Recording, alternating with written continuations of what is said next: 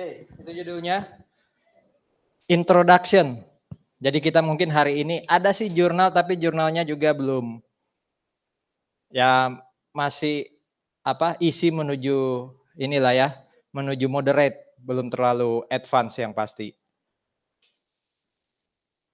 Kalau di 2009 sih nomornya nomor 4, tapi kalau sekarang Anda cari, coba di search di Google. PSAK 4 itu sekarang nomornya berapa? PSAK 4, terus cari kata kunci juga konsolidasi, PSAK 4, konsolidasi, itu nanti sekarang nomor terbarunya berapa? 2009 sih masih nomor 4. Masa 65? 227? Mana 227? Apa yang nomor 227? Laporan keuangan. Oh, yang konsolidasi, sorry. Coba cari ya kata kuncinya konsolidasi. Coba PSAK 110. Benar nggak?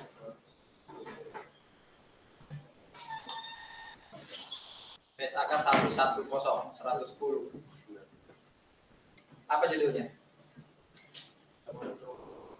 Konsolidasi ya? Kalau yang tadi 227 itu tidak salah, tapi itu ngatur dikit laporan keuangan sendiri. Kalau konsolidasi kan kita sudah pelajari di gabungannya. Jadi sebelum sampai ke PSAK 110 atau 4 ya kita ke 227 tadi. Tapi kalau kita berapa PSAK konsolidasi ya? PSAK 110.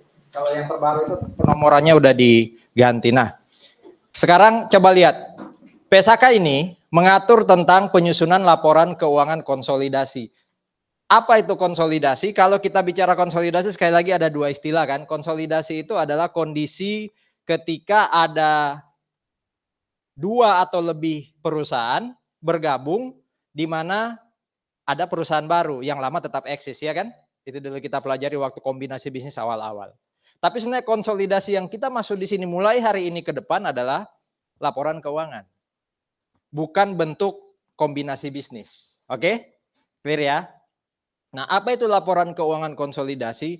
Laporan keuangan konsolidasi adalah laporan keuangan, ya konsolidasi ini maksudnya gabungan antar sekelompok entitas atau perusahaan yang ada di bawah pengendalian satu induk. Jadi ada induk di atas, holding gitu ya kalau bahasa sekarangnya. Nah, di bawahnya itu ada banyak anak. Nah, gabungan antara anak plus induk ini itulah yang disebut laporan keuangan konsolidasi. Mereka dianggap sebagai satu kesatuan ekonomi. Di akuntansi ada yang namanya business entity principle. Business entity principle itu sebenarnya ngomong antara pemilik dan perusahaan yang dimiliki itu sebenarnya kesatuan yang berbeda. Tapi dalam kasus konsolidasi mereka disatukan. Jadi sebenarnya memang laporan keuangan konsolidasi itu ngelanggar dalam tanda kutip business entity principle. Karena business entity sekali lagi mengatakan mereka bukan satu, mereka dua. Ya mereka terpisah antara induk dan anak, antara pemilik dan tempat yang dimiliki. Cuma dalam konsep konsolidasi mereka gabung. Makanya di pajak nggak kenal. Waktu mau ngitung pajak nggak ada tuh laporan keuangan konsolidasi jadi dasar untuk ngisi SPT, nggak ada. Yang dipakai itu laporan keuangan yang PSAK 227 tadi, laporan keuangan sendiri-sendiri. Induk sendiri, anak sendiri, gitu ya.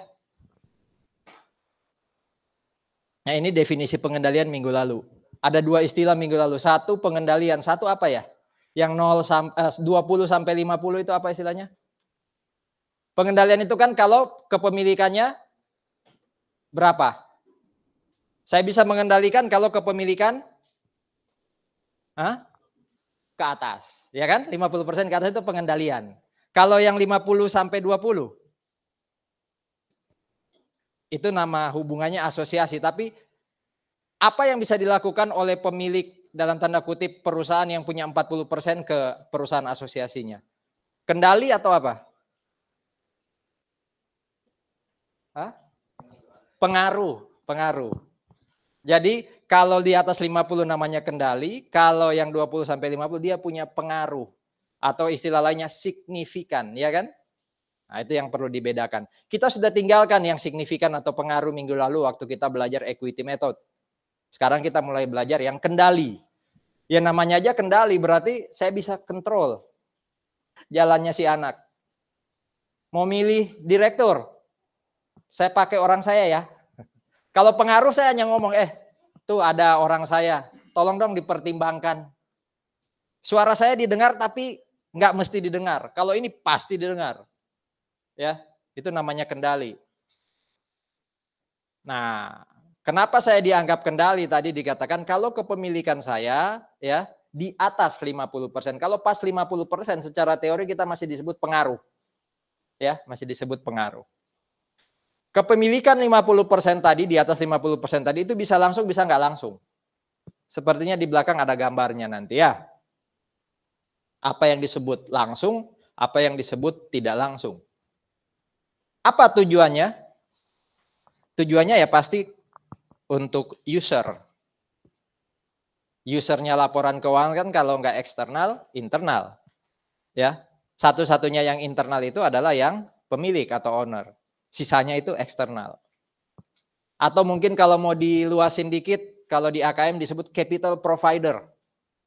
Ya kan? Mereka yang jadi pengguna utama laporan keuangan.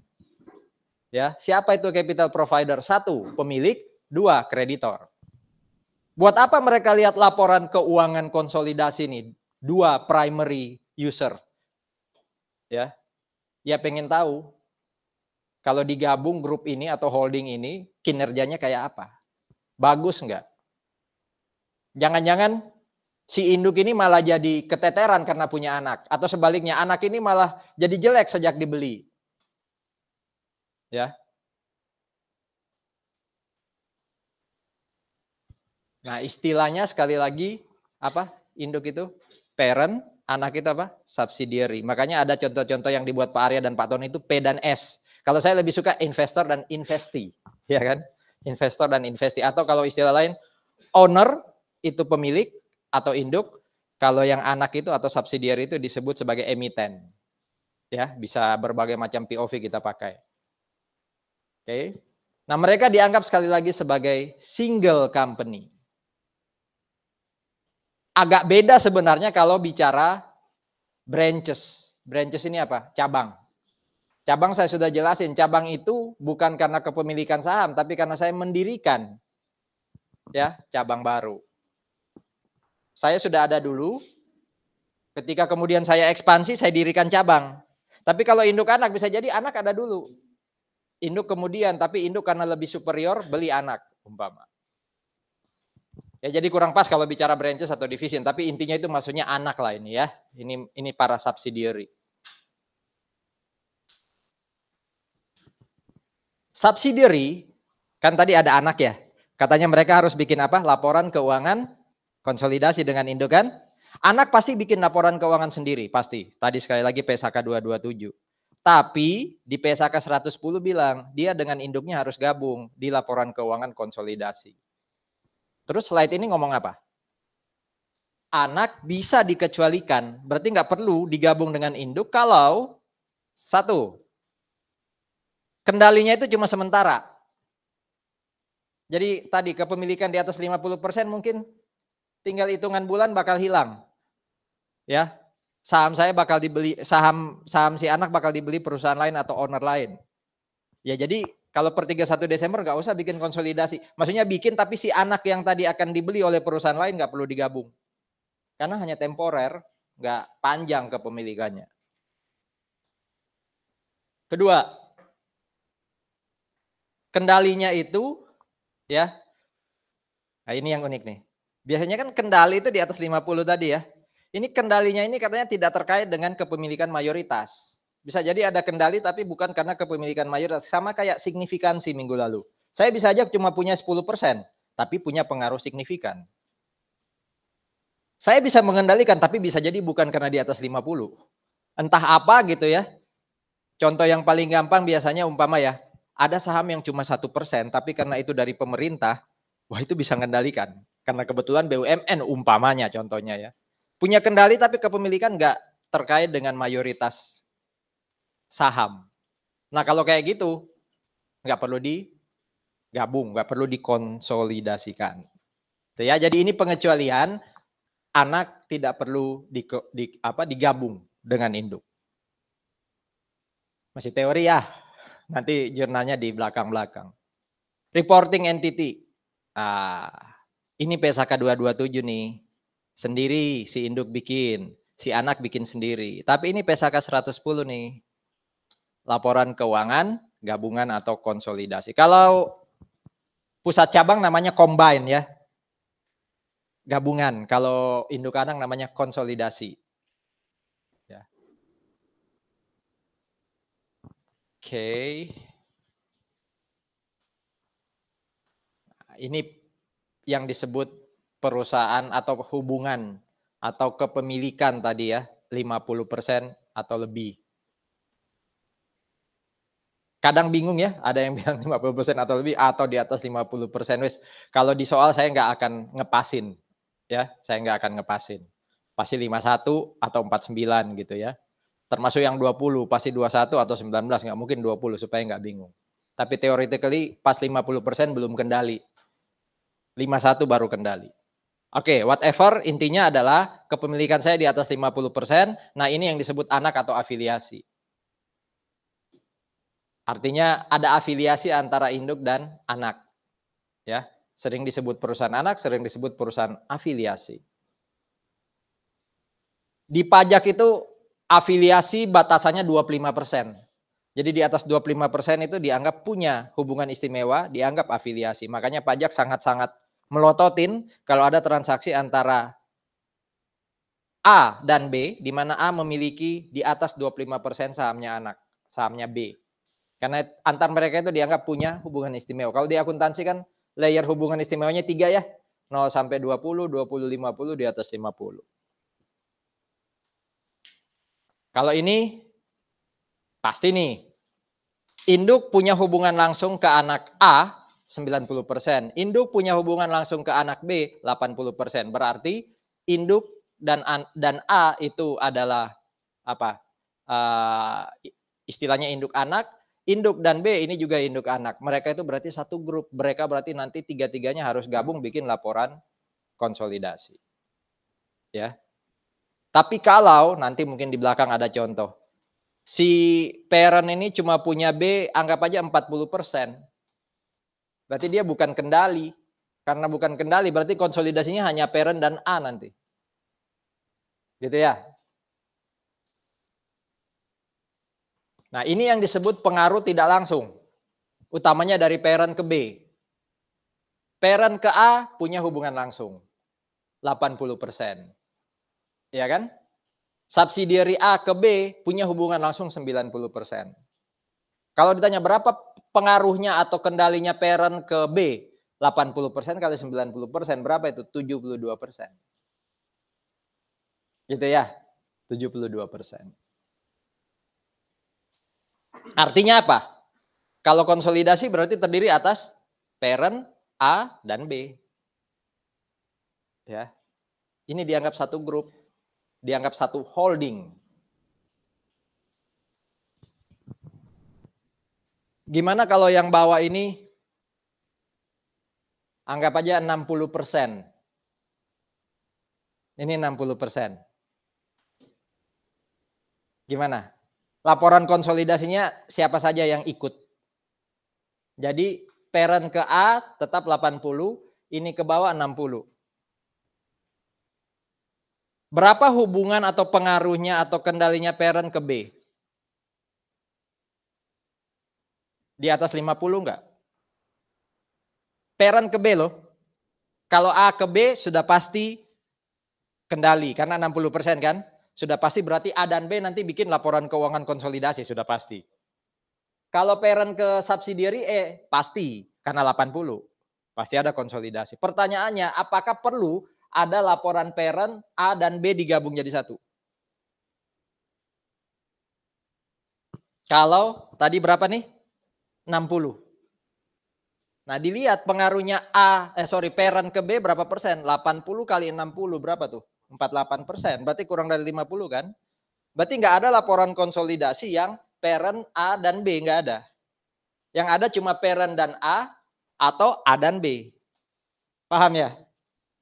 Jadi dua laporan konsolidasinya, parent dan A karena dia memiliki 80, A dan B karena dia memiliki 60. Tapi tidak ada parent A plus B. Karena parent dan B itu tidak punya hubungan atau pengaruh atau kendali langsung. Hanya 80 kali 60 berarti 48. Di bawah 50 tuh. Clear ya, hubungan langsung atau tidak langsung harus di atas 50 supaya siapapun di antara mereka itu bisa gabung untuk bikin laporan konsolidasi.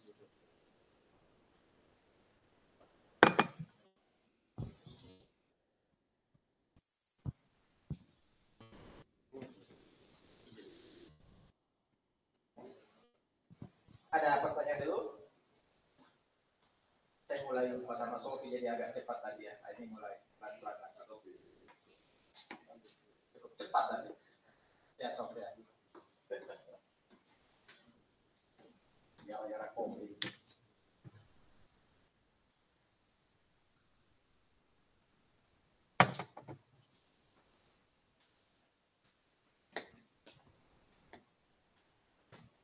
Ada demo besar kayaknya hari ini ya. Jakarta, Surabaya. Kalau ke arah tengah kota, mending lewat jalan-jalan pinggir karena Ahmad Yani ke arah kantor gubernur kayaknya jalan mana tuh dekat apa Monumen Pahlawan sana itu bakal long march. Mulai Cito sampai ke kantor gubernur itu long march.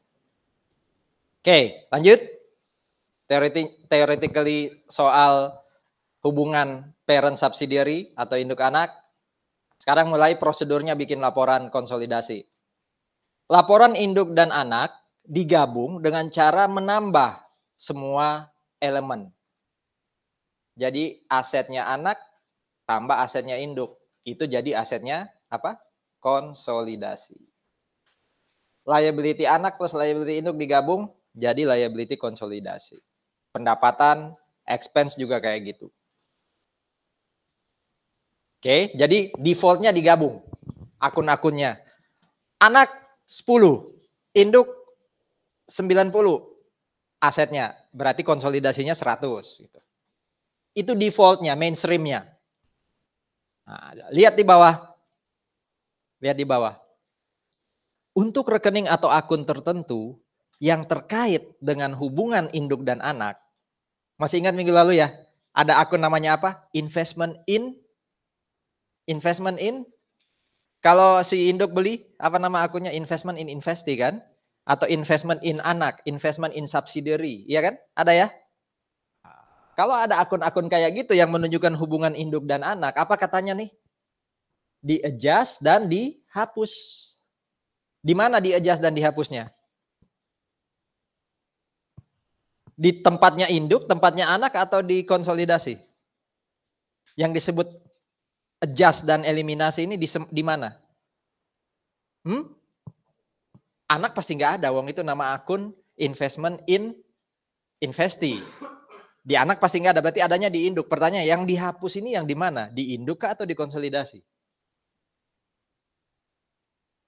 Nah, kita lagi bicara prosedur bikin laporan konsolidasi. Berarti laporannya induk itu sudah selesai, ya jangan diapa-apain.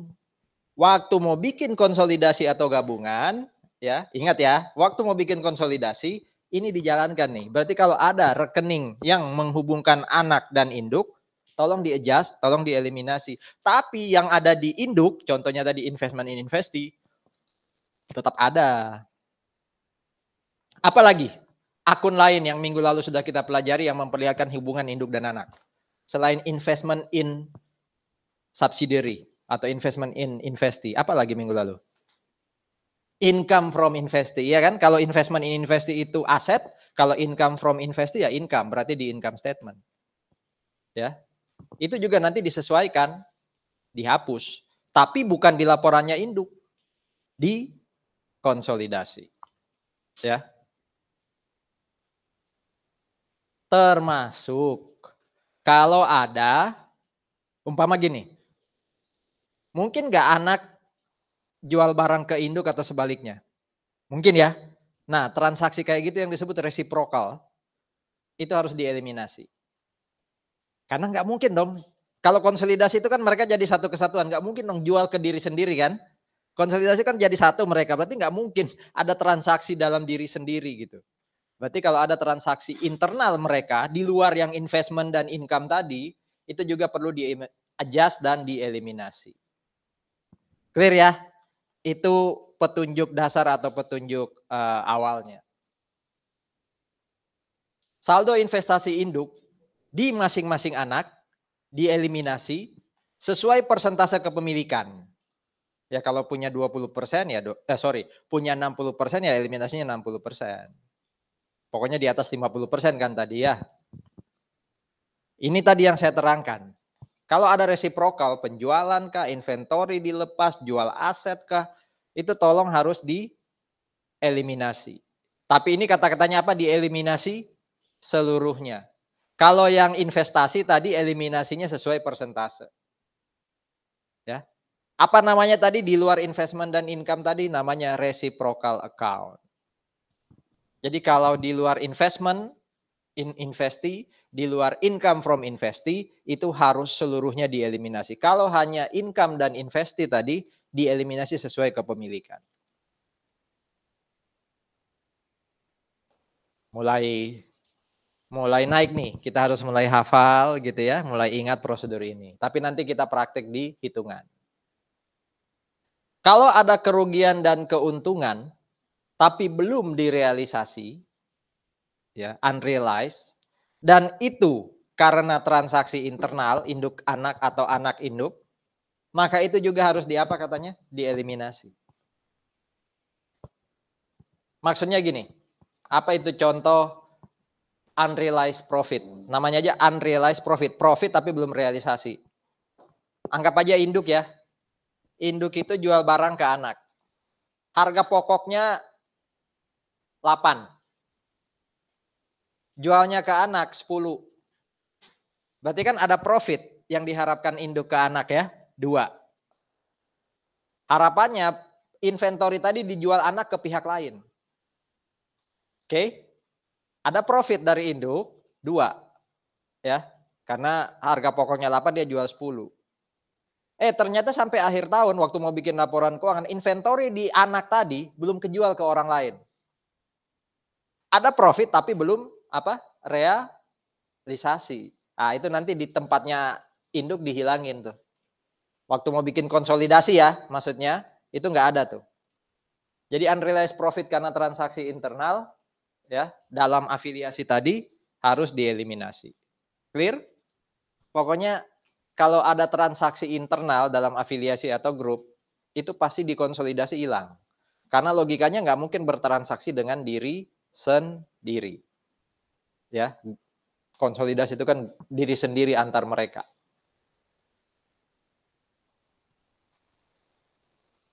Oke, sekarang ada istilah gini. Mungkin waktu di AKM ya, intermediate pernah dengar NCI. Nama rapper gitu ya. Bukan YMCA, tapi NCI apa nih? Non controlling interest. Kepemilikan yang nggak bisa mengendalikan. Atau istilah lainnya itu tuh, minority interest. Ya, minority interest. Kalau saya punya kepemilikan di anak 60%, berarti ada pihak lain yang punya kepemilikan ke anak, tapi dia nggak bisa mengendalikan. Iya kan? Berapa kepemilikan dia? Atau berapa kepemilikan mereka? Karena 40 itu bisa kebagi kemana-mana ya, 40% kan? Karena saya yang mengendalikan 60, berarti sisanya non-controlling. Jadi NCI itu adalah 100% dikurangi kepemilikan kita, yang sudah pasti di atas 50. Ya, contoh tuh, saya punya kepemilikan ke A 90%, berarti NCI-nya 10. Ya kan? Kalau paling ekstrim saya punya kepemilikan ke A 51, berarti NCI-nya 49. Gitu ya. Ini nanti ngaruh waktu kita mau bikin jurnal, waktu kita mau bikin konsolidasi pasti. Harus tahu istilah NCI atau apa? Minority interest. Punya kepemilikan tapi minor. Nah ini nama-namanya ya. Minority interest atau hak minoritas atau non-controlling interest itu sama. Hak minoritas atas laba bersih disajikan sebagai pengurang laba bersih konsolidasi. Jadi ada laba bersih konsolidasi nanti gabungan induk anak dikurangi dengan laba yang untuk NCI, laba untuk perusahaan lain yang bukan grup kita. Masuk akal nggak? Umpama ada laba gabungan ya 100. 100 itu kan gabungan saya dengan anak. Kalau saya memiliki anak 100%, berarti memang betul di konsolidasi ada laba gabungan, betul? Tapi ketika dalam laba itu ternyata saya memiliki anak cuma 90%, berarti ada 10% hak orang lain kan? Berarti di konsolidasi laba itu harus dihilangkan. Nah, laba yang dikurangi itu namanya apa? NCI. Paham logikanya ya? Nanti kita lihat sekali lagi. Nah, mulai nih. Jurnal nih. Kasusnya adalah 100%. Masih gampang nih. Saya memiliki anak 100%.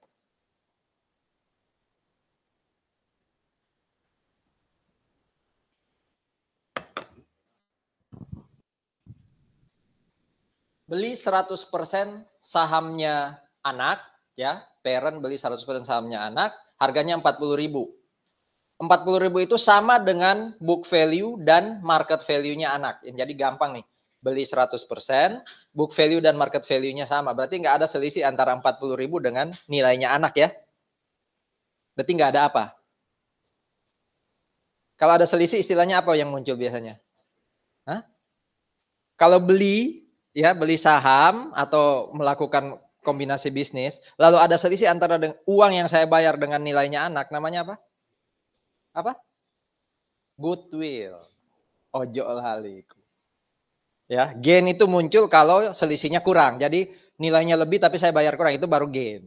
Tapi kalau saya bayar lebih di atas nilainya anak, ya, utamanya di atas nilai bukunya, itu namanya goodwill. Ini nggak ada goodwill. Ya kan? Ini laporan, nah ini nggak rapi ya. Ini laporan sebelum konsolidasi, ya, antara parent, subsidiary dan anak dan konsolidasi. Nah, saya pakai yang di drive.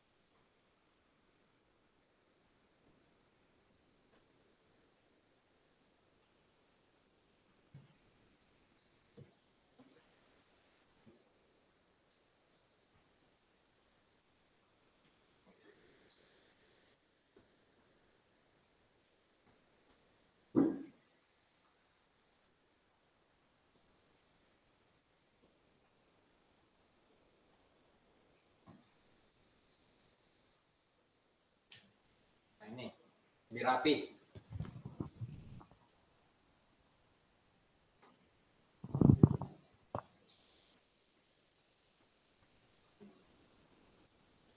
Alah.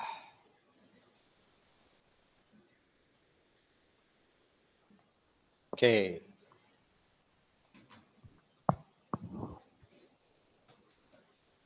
Ini kondisi ya, induk, anak, P dan S ya, parent and subsidiary, dan ini konsolidasinya.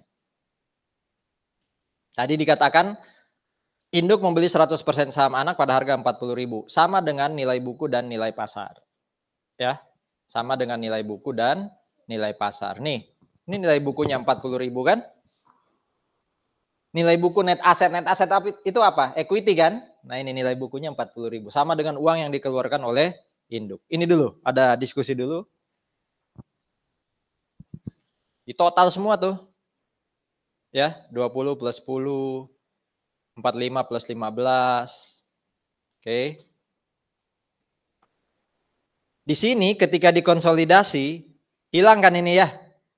Tadi katanya apa? Kalau ada investment in subsidiary, maka dikonsolidasi dia akan jadi 0. Di sini sudah pasti nggak ada. Kan ini akunnya si induk waktu beli si anak ya kan? Tapi waktu dikonsolidasi dia jadi 0. Terus Anda lihat, Anda perhatikan lagi yang lain apa? Capital stock yang muncul di konsolidasi itu hanya capital stock punyanya induk. Laba ditahan itu yang muncul hanya labanya induk. Itu ya. Ini masih juga dengan asumsi tidak ada reciprocal account. Apa itu reciprocal account? Akun yang saling berhubungan. Umpama tidak ada accounts payable dari S ke P atau sebaliknya. Kalau ada nanti harus di apa tadi katanya? Eliminasi. Ya.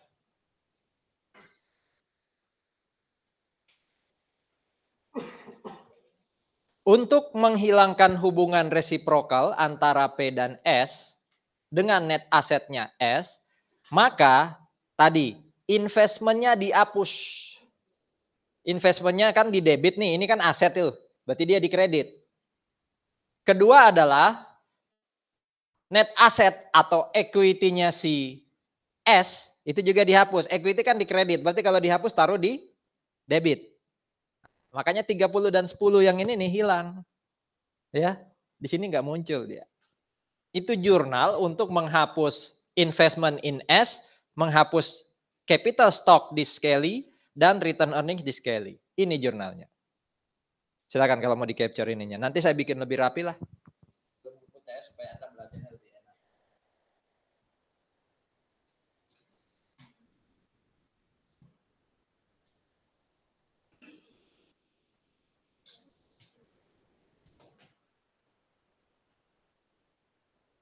Clear ya. Jadi menghapusnya itu juga butuh jurnal. Menghapusnya butuh jurnal. Nanti saya jelaskan jurnalnya itu ngaruh nggak ke P dan S. Karena logikanya kan waktu saya hapus ini, investasi saya kredit, harusnya secara logika akuntansi di P juga hilang ya. Iya nggak? Waktu dia di kredit, betul nggak? Logikanya, tapi apa betul waktu P bikin laporan keuangan sendiri, ini juga hilang? Itu nanti kita lihat, kita bahas. Tapi intinya adalah jurnal untuk menghapus 40 itu adalah kita mengkredit dia. Jurnal untuk menghapus 30 dan 10 adalah mendebit dia. Clear ini jurnal ini? Oke. Nah, ini penjelasannya. Saudara-saudara, kalau kita membuat jurnal penyesuaian dan eliminasi untuk bikin laporan yang kanan, laporan apa? Laporan apa? Konsolidasi. Maka jurnal itu hanya untuk keperluan laporan konsolidasi. Berarti kalau saya menjurnal ini bukan berarti investment in S yang ada di P, yang ini nih, itu 0. Bukan. Jadi P itu di laporan keuangannya sendiri tetap ada investment itu. Tapi nanti waktu bikin konsolidasi, hilang dia. Karena ada jurnal ini. Anak tetap punya capital stock dan return earnings di laporan keuangan dia. Tidak hilang karena adanya jurnalnya. Kenapa? Karena jurnal ini hanya bertujuan untuk apa? Konsolidasi. Apa katanya ini?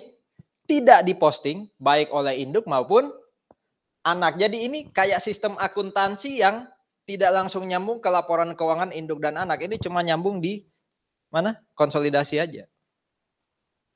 Clear ya? Nggak ngaruh ke GL, induk dan anak. Nggak ngaruh.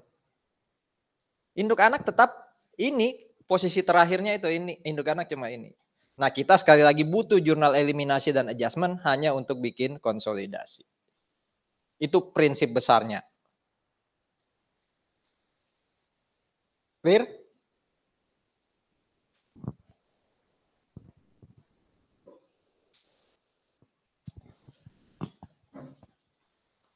Oh, baru jam 8.15 Sof. Udah hampir setengah Sof. Pelan ya. Oke, yang kasus tanpa goodwill, kepemilikan 100%, clear kah? Karena itu yang paling simpel. Silakan bertanya dulu kalau ada pertanyaan. Dan juga asumsinya ini tidak ada resiprokal. Kalau ada resiprokal berarti ini ininya nambah ya. Iya kan? Ininya nambah.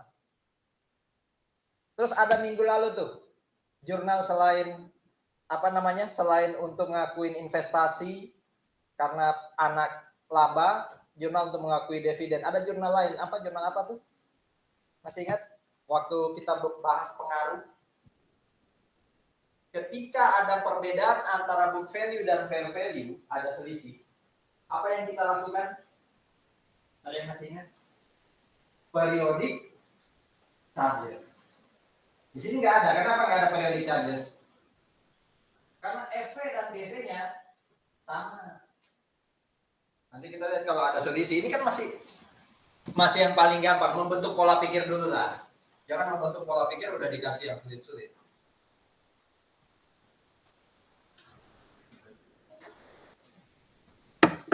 Jadi besok-besok kalau punya asuhan, entah itu anak kalau udah nikah, atau mungkin kalau ini ya, jadi guru les ya, punya anak asuh. Bentuk dulu pola pikir. Kalau bentuk pola pikir jangan yang susah-susah dulu. Wah, kalau langsung dikasih yang susah, dia langsung berpikir hidup ini susah. Padahal hidup ini kan berjenjang. Ya kan? Nah, ini yang paling gampang. Oke. Sekarang masuk ke tahapan berikutnya. Mulai medium nih. Kenapa mulai medium? 100% tapi ada goodwill. Artinya apa? Ada perbedaan antara book value dan fair value. P beli 100%, harganya 50.000. Di mana nilai buku aset S saat akuisisi? Jadi anak itu nilai bukunya, equity-nya itu 40.000. Saya berani bayar 50, berarti ada goodwill di situ. Gimana nih bikin konsolidasi kalau ada goodwill? Nah ini investment in scale 50 ya, yang ini. Lalu ada goodwill ya, 10.000 di sini.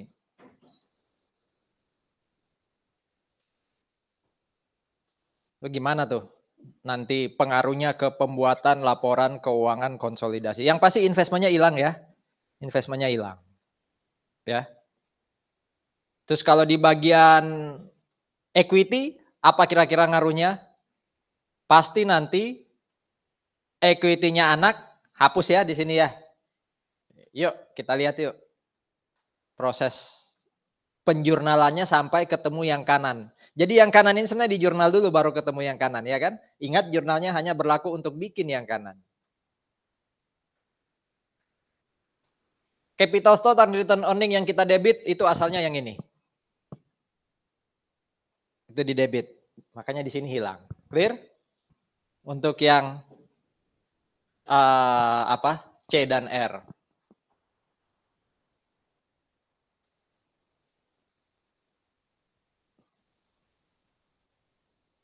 Nah, goodwill itu dimunculkan di laporan keuangan konsolidasi. Ya, jadi ingat-ingat ya, goodwill itu muncul di laporan keuangan konsolidasi. Makanya dia di debit 10.000. Di sini kan nggak ada. Betul? Nah, dia ada di sini. Muncul di laporan konsolidasi.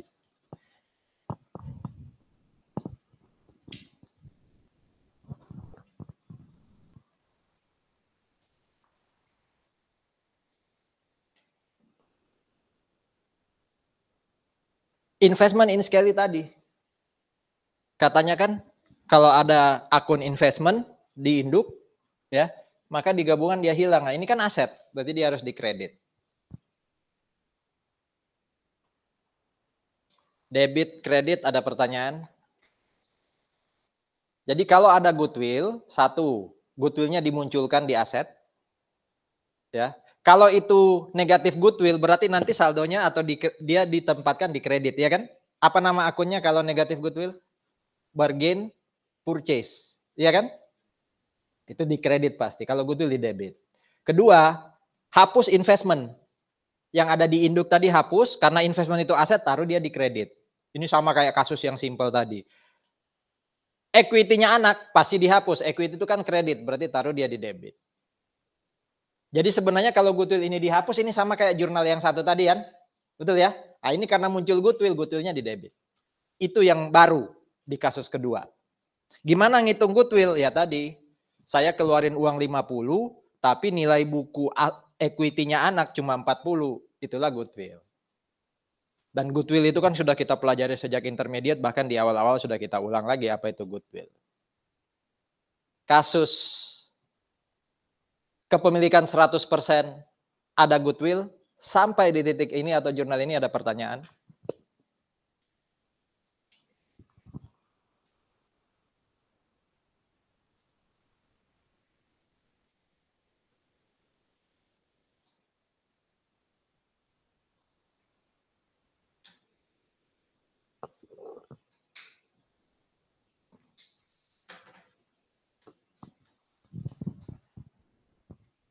Lanjut ya. Jadi sudah ada dua kasus. Kasus pertama kepemilikan 100%, tidak ada goodwill, tidak ada reciprocal. Kasus kedua kepemilikan 100% ada goodwill. Kita udah selesai. Sekarang diskusi topik berikutnya adalah seperti ini.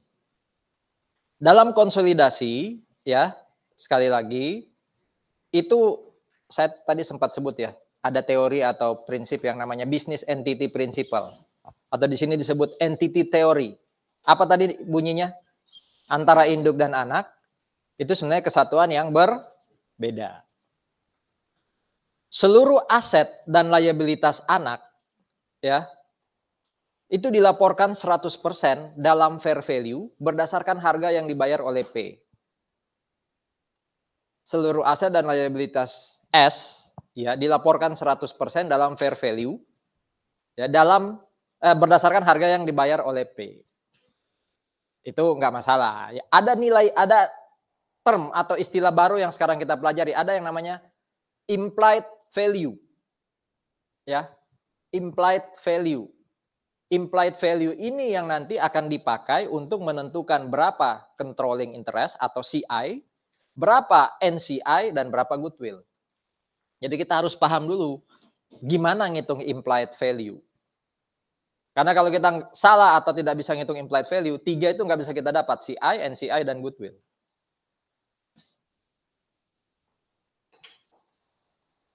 Wah, ini mulai ada goodwill tapi kepemilikan nggak 100%. Ya, mulai beda ya.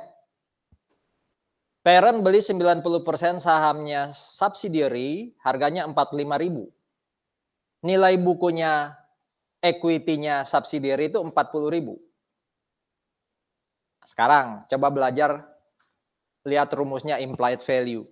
Implied value itu adalah investment in subsidiary atau investment in investee, ya, nilai investasi kita di anak dibagi dengan kepemilikan, ya, dibagi dengan kepemilikan.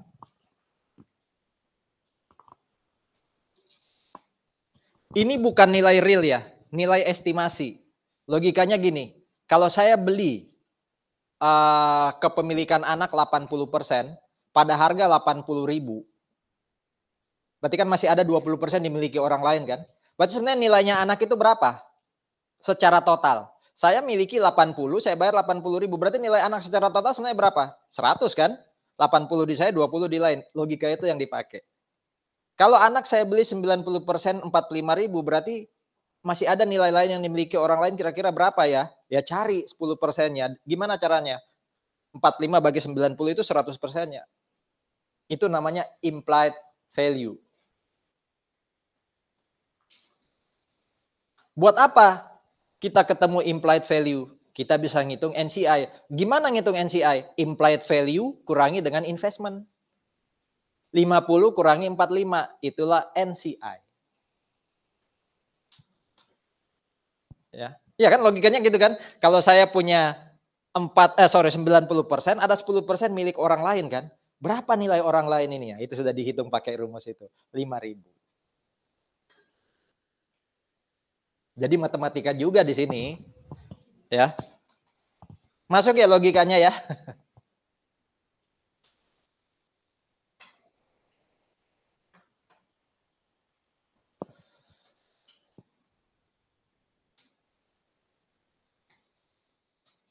Oke. Apa ngaruhnya NCI ini ke konsolidasi? Satu, tadi diingat-ingat, investment pasti dikonsolidasi hilang, betul? 2, ada goodwill. Goodwill ngitungnya gimana? Nah, lihat ngitungnya. Goodwill di situ ngitungnya bukan dari 45 kurang 40 tuh. Tapi dari berapa? Implied value kurangi book value, ya kan? Ini implied value, ini book value. Makanya tadi kalau kita punya implied value, selain bisa ngitung NCI, udah bisa ya ngitung NCI, kita juga bisa ngitung goodwill. Kalau kita nggak ketemu 5.000, ya, kita nggak ketemu 50, kita nggak bisa tahu NCI, kita nggak bisa tahu goodwill. Oke, nanti jurnalnya ya. Wah, gampang nih Pak, goodwill di debit, investment di kredit. Wah, mantap ya. 30 dan 10 juga ikut hilang. Ya, 30 dan 10 ikut hilang. Kita taruh di mana tadi 30 dan 10 tuh? Di jurnal eliminasi. Debit apa kredit? Debit, karena saldo normalnya kan di kredit. Kalau goodwill kita taruh di debit, investment kita taruh di kredit. Wah, ini cepat nih, karena tadi kan sudah diajarin. Ada satu angka yang belum muncul di jurnal karena sekarang baru dihitung, namanya NCI. Inilah jurnalnya. Ini nggak ada pertanyaan kan?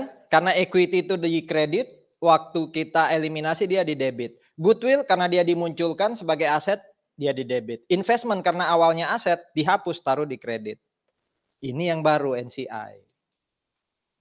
Ya. Nih. Muncul di laporan keuangan konsolidasi.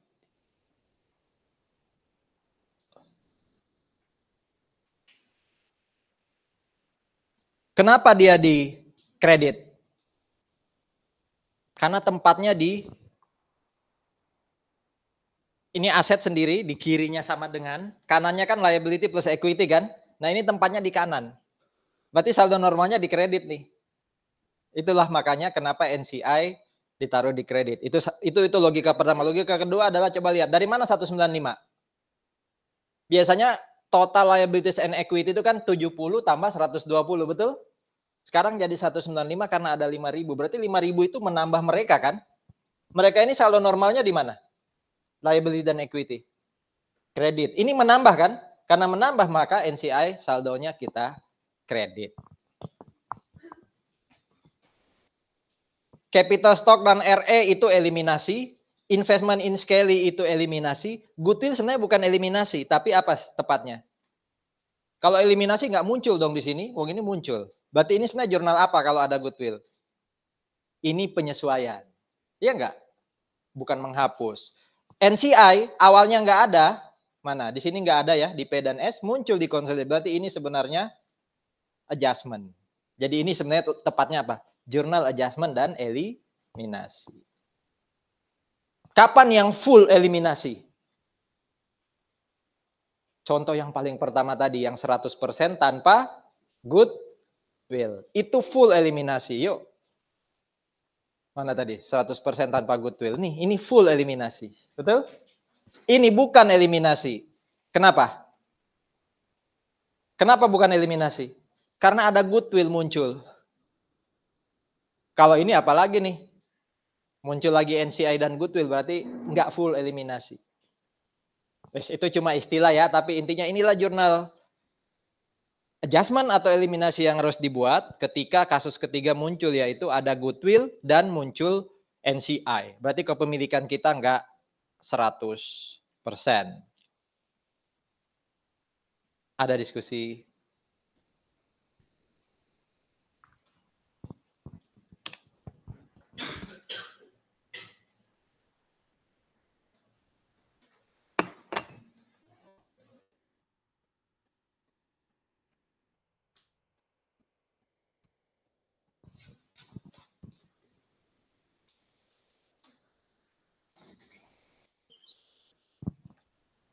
Lanjut. Oke. Ini kasus lain lagi, berarti ini kasus keempat ya. Ilustrasi keempat.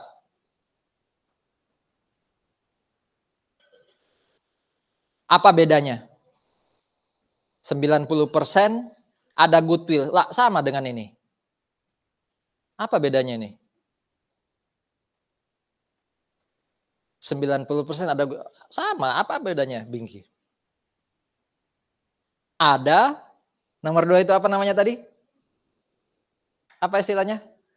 Reciprocal account. Di sini katanya S ya, itu punya accounts payable. Ya, punya accounts payable atas nama P. Berarti itu reciprocal kan? Pinjam meminjam antar mereka kan? Apa tadi katanya harus dieliminasi. Dan yang tadi nggak ada jurnal ini. Kalau jurnal ini kan gampang ya. Ayo, kalau equity method si subsidiary punya income 20.000, berarti apa jurnalnya si investor atau parent?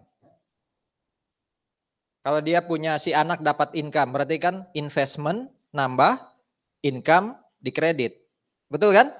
Kalau bayar dividen, berarti investment di kredit, cash di debit, ya kan?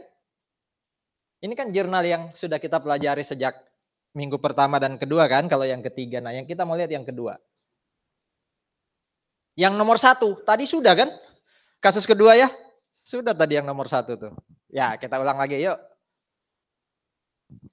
Berapa balance-nya investment in investee per 31 Desember? Awalnya kan 45, clear. Terus kan dapat net income berapa tadi? 20. Ingat kepemilikan kita cuma 90, berarti yang diakui hanya 90%-nya, ya kan?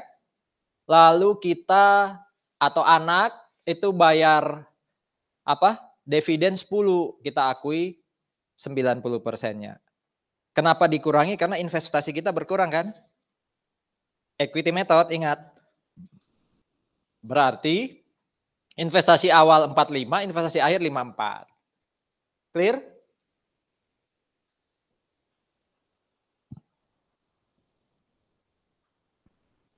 Ada pertanyaan yang 54?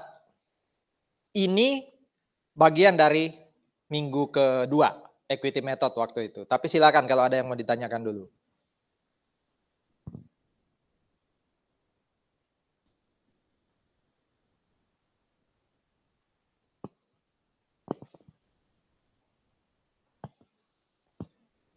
Nah, dia pakai data ini berarti. Ya, soalnya pakai data ini karena di kasus berikutnya ini kan sudah nggak liatin lagi laporan keuangan ya. Ya enggak? Nah, berarti dia pakai data ini. Jadi jangan bingung ya. Ini jurnal dari mana nih? Ya tadi, capital stock dan return earning punya anak, hapus, taruh di debit. Goodwill tadi ada 10.000 kan ya? Karena kan kita belinya berapa? Belinya 45 ya, belinya 45. Kemudian tadi kita hitung apa? Implied value-nya 50, berarti ada goodwill 50 kurang 40 jadi 10. Tadi sekarang pertanyaannya adalah gimana dapat NCI 6.000? Jangan di enter. Gimana dapat NCI 6.000? Cara paling pertama tadi sebelum dapat NCI kita harus ngitung apa? Implied value. Gimana sob implied value hitungnya? 54.000 dikali 100% tadi ya rumusnya ya, atau dibagi 90% tadi rumusnya, dibagi kepemilikan 90% tadi ya. Tolong berapa rasanya?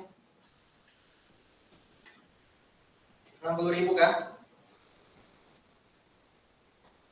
Betul ya? Ini apa namanya? Implied berapa?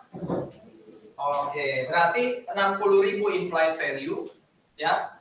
Kalau tadi di sini NCI-nya 5.000 ya. 50 kurang 45 ini berarti 60 kurangi berapa investment kita? 54. Ketemu berapa tuh? 6.000. Sepertinya di belakang nggak dijelaskan 6.000 dapat dana. Ini kita tulis di depan karena dianggap sudah tahu implied value ya. Goodwill tadi kan 10.000 muncul. Jadi yang baru di sini adalah ngitung 54 dan 6. Akunnya sama, cuman ngitungnya ini beda dengan kasus sebelumnya.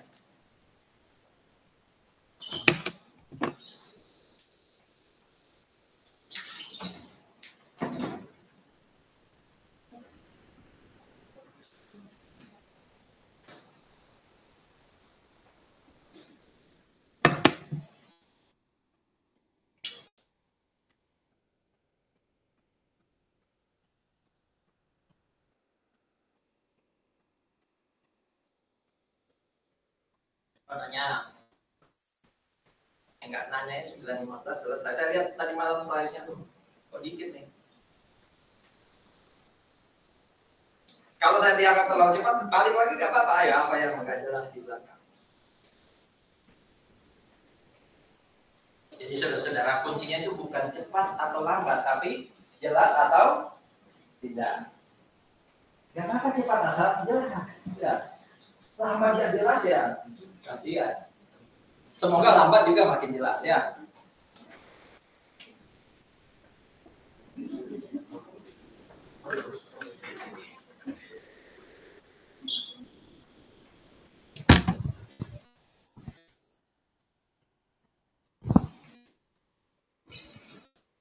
Ini dari mana 9.000?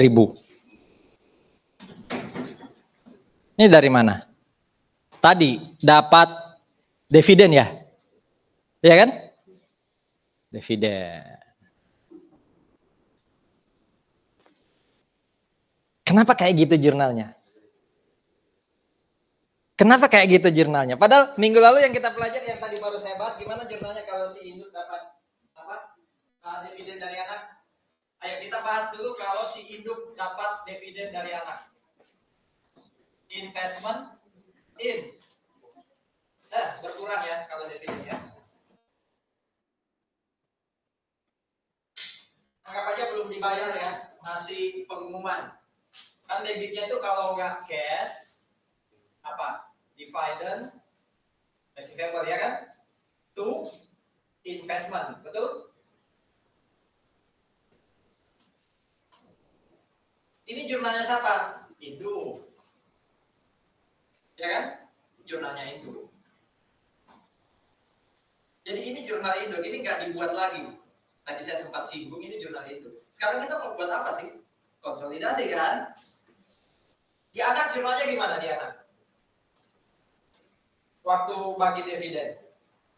Berarti di kredit ini kalau nggak cash, berarti apa? Dividend, payable. Ya kan? Debitnya apa dia? Tuh, return earnings. Berarti di induk itu, saya nggak dilihatin laporan keuangannya yang kayak tadi, ada nggak? Nggak ada kan? Laporan keuangan. Nah ini rupanya setelah, ini kalau dilihat judul, sorry ya, after akuisisi, jadi ini tahun kedua kayaknya. Ya, ini tahun kedua. Jadi ini tahun pertama, ya, yang ini, yang sampai ini tahun pertama, masuk tahun kedua ada kasus kayak gini. Oke. Jadi di induk itu di debitnya ada dividend receivable. Di debitnya ada dividend receivable. Padahal ini kan reciprocal. Berarti kan harus dihapus, makanya ditaruh di kredit.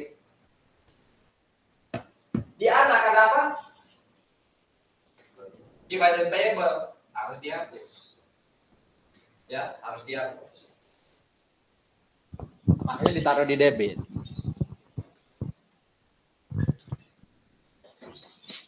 Tadi ya, mana?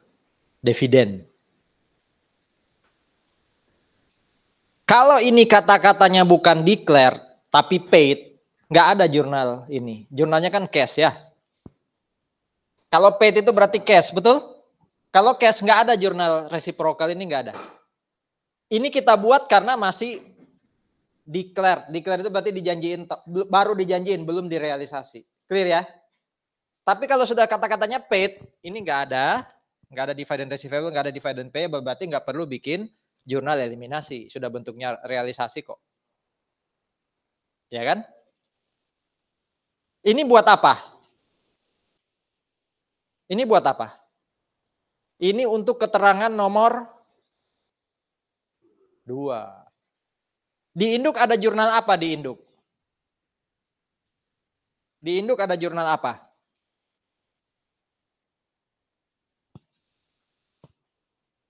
Agak kurang jelas siapa yang pinjam, siapa yang dipinjam ya. Tapi intinya gini, ada pihak yang dapat cash, kreditnya apa? AP, ya kan?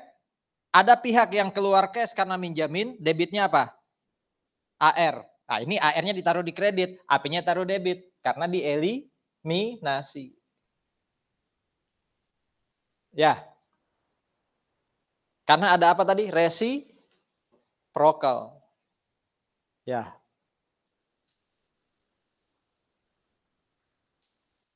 Di accounts payable of Skelly berarti ini ada di anak ya.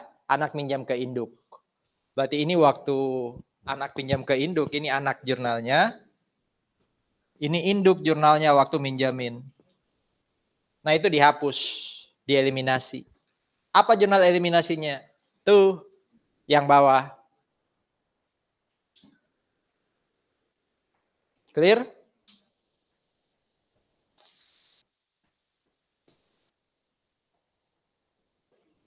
Jadi kalau yang kasus ini, itu kasus yang menunjukkan ke kita kalau tahun kedua kayak apa ya? Kalau udah tahun kedua ketika sudah ada net income, sudah ada pembagian dividen, plus tadi ada apa reciprocal, itu jurnalnya kayak apa atau kasusnya kayak apa, ini nih kasusnya. Ya. Nah ini nggak tahu sudah kasus keberapa nih, kelima atau keenam ya? Apa bedanya dengan yang sebelumnya? Coba disimak. Hah? Iya pakai saham ya. Tadi kan bayar cash kan? Waktu beli ini pakai saham. Jadi parent, pilot itu parent, itu membeli 90% sen itu subsidiary. Ya. Membeli 90% subsidiary, ya. Dengan cara apa? Outstanding common stock-nya itu dibeli oleh parent ditambah cash, ya, cash ditambah saham. Oke. Jadi beli saham plus cash. Dia bayarnya 5.200.000 cash. Ditambah dengan menerbitkan saham, ya, 10 par value, 100.000 diterbitkan, market value-nya 5 juta. Jadi par value-nya itu berapa? 1 juta. Harga pasarnya 5 juta, berarti ada apa tuh? Share premium 4 juta ya. Additional paid in capital 4 juta.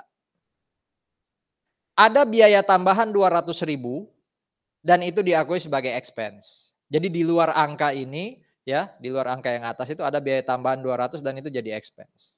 Yuk kita lihat. Ini datanya si subsidiary, book dan fair value bedanya, ya.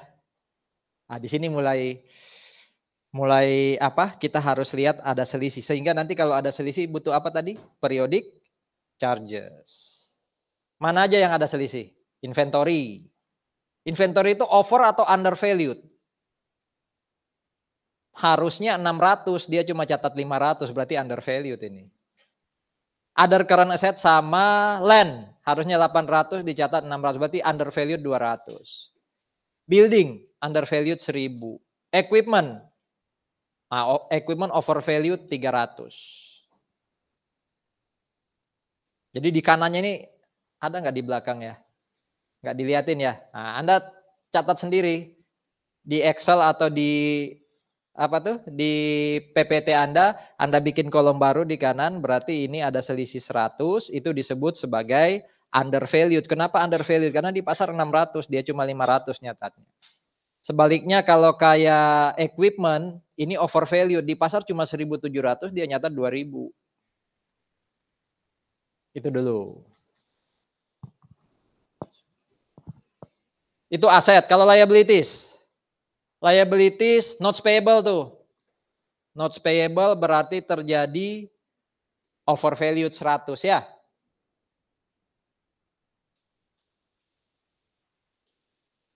Ada diskusi dulu, ini masih diketahui. Masih diketahui. Dalam rangka membuat laporan konsolidasi, tadi ada eliminasi dan adjustment, yuk kita lihat.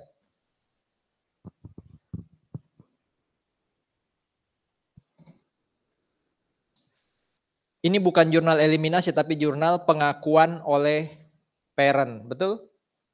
Hati-hati ya, kasih catatan tuh di mana?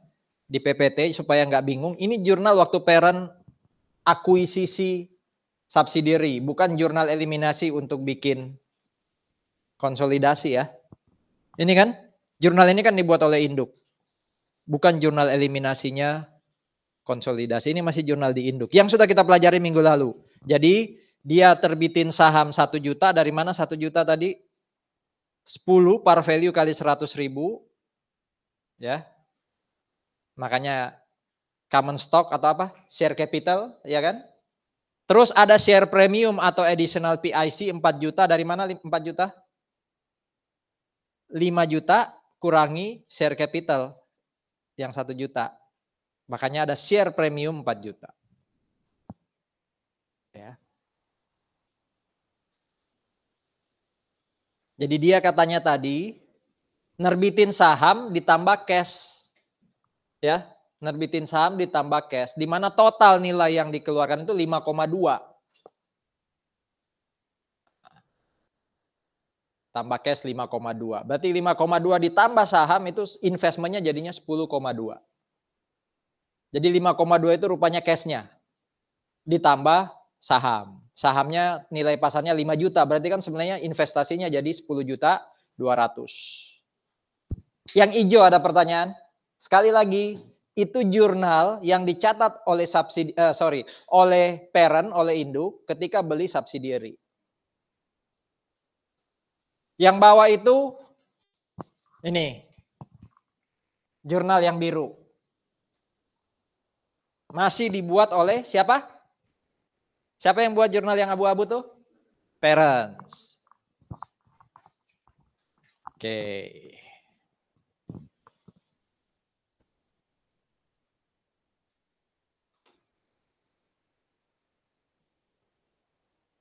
Gimana ngitung implied value? Berapa investasinya? 10 juta 200. Berapa kepemilikannya tadi? Coba dibagi sama kan?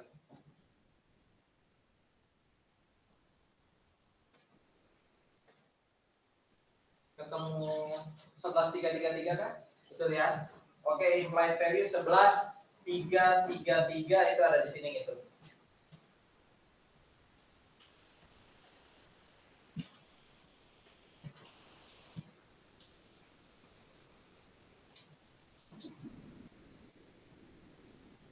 (11,333) dikurangi 10,200. Itu apa namanya? Implied value 11,333 dikurangi investment. Tadi di depan loh, istilahnya apa ini? NCI. Berapa investmentnya tadi? 10,200 ya. Berarti NCI-nya 1,133 ya.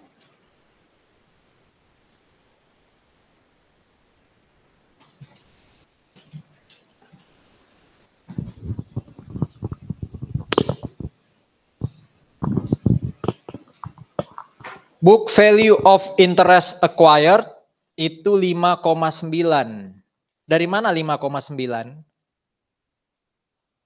Equity-nya, book value-nya 4 tambah 1, 5,9. Ya kan? Itu dasarnya dapat 5,9.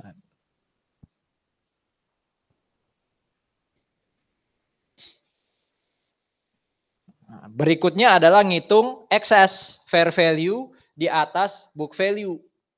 Ya.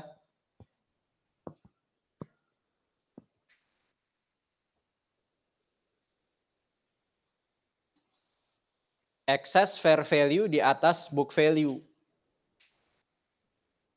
Ini 9 ya.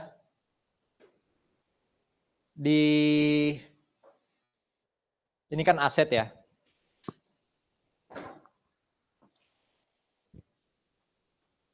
Aset kurangi liability sama dengan net asset.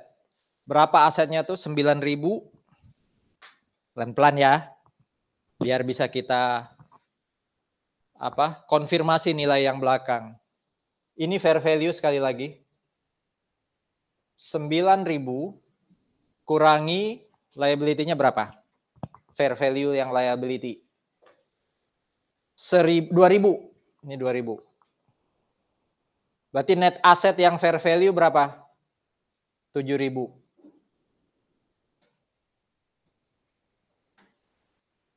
Kalau book value,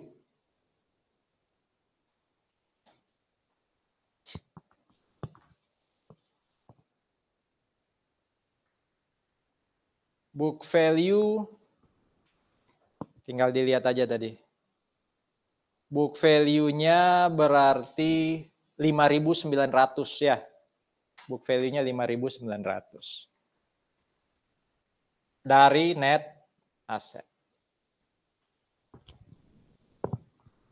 Nah, berikutnya adalah setelah kita dapat implied value mana tadi ini, lalu dapat book value tadi di total di sini, ya, mana equity? Nih, 5,9. Terus excess fair value over book value, ya, itu dapatnya dari 11 kurangi 5,9, ya, 5433. 5433. Ini kalau dikurangi berapa ini? 7.000 kurang 5.900. 1.100 ya. Nah, ini dia. Ya, 1.100. Itu sebenarnya bisa dicari dari sini. Selisih masing-masing lalu di total. Mana yang punya selisih ini? Ini 100, ini 200 ya kan? Nih, 100, 200, ini 1.000. Equivalentnya minus. Karena equivalentnya ini apa? Istilahnya tadi? Under value kan? Kalau yang lain kan over value. Ya. Sorry saya kebalik. Ini under value. Karena di pasar 600 dia cuma catat 500, makanya dia ditambah. Ini yang apa? Over value. Di pasar itu cuma 1.700, dia dicatat 2.000, berarti 2.000-nya harus dikurangi nih. Itu ya. Jadi sekali lagi, kalau yang terjadi adalah undervalued kayak ini, di pasar 600 loh. Dia 500, maka ini positif di kanan. Tapi kalau yang terjadi adalah overvalued, di pasar cuma 1.700 yang catat 2.000, ya ini dikurangi dong, biar sama kayak nilai pasar. Jadi patokannya tadi apa? Ada di awal tuh ngomong. Mana tadi? Kita harus pakai apa nih? Apa katanya? Fair value yang jadi patokan. Paham ya? Jadi kenapa lambangnya ada yang positif, ada negatif? Karena tadi, saya ulang. Di buku hanya 500, padahal di pasar 600. Berarti istilahnya apa ini tadi? Undervalued. Berarti dia harus ditambah. Harus disamakan kayak fair value. Di buku itu 2.000, padahal di pasar cuma 1.700. Berarti dia over. Berarti dia harus dikurangi. Gitu ya?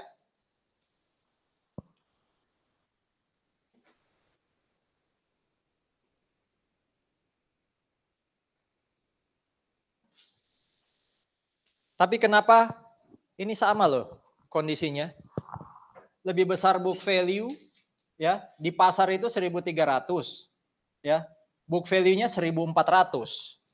Berarti dia kan sebenarnya over value dalam tanda kutip. Kenapa di sini lambangnya positif? Ya karena dia keuntungan di sisi kanan ya. beda saldo normal, makanya dibalik. Kalau yang terjadi adalah 1.400 di kiri, 1.300 di kanan, ya ini dalam kurung, gitu ya. Oke, makanya ketemu 1.100 nih, sengaja saya tulisin nih.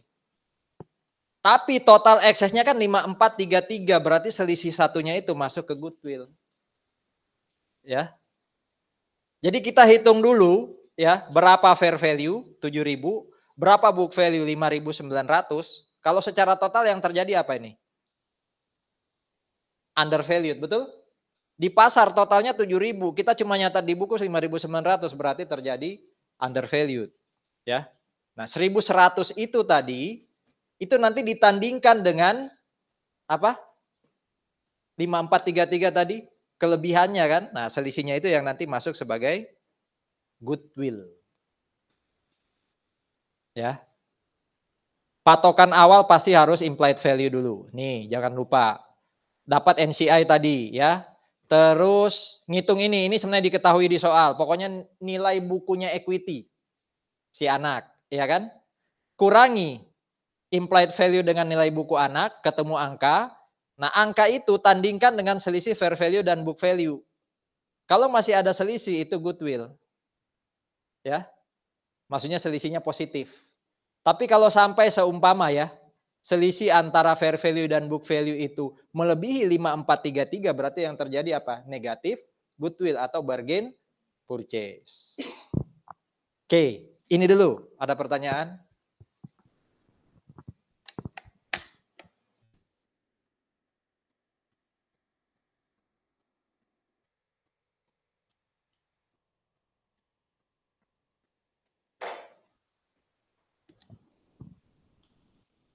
Nah, ini. Ya, pelan-pelan ya. Kita waktu mau tadi sih kita bikinnya jurnal-jurnal kayak gini tuh. Ya, jurnal-jurnal yang kayak gini itu langsung di jurnal. Sebenarnya kalau idealnya kita harus bikin kertas kerja. Enak kalau di Excel nih. Ya, kita harus bikin kertas kerja. Ya. Jadi nanti kelihatan. B itu maksudnya jurnalnya jurnal B. A itu maksudnya jurnalnya A kalau mau digabung. Ada nggak keterangan soal inventoris tadi ya? Dapat dari mana nih 100? Dapat dari mana 100? Selisihnya inventoris berapa tadi? Ya kan? 100 itu asalnya dari sana.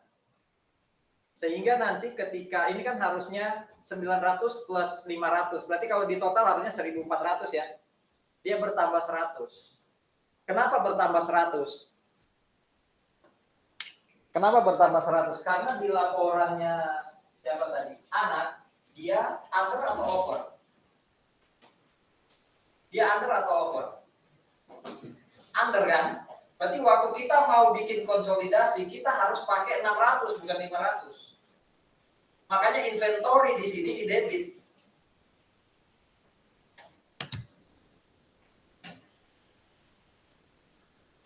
Nah, ini kode di situ ya. Ini berarti inventory berapa tuh? Clear?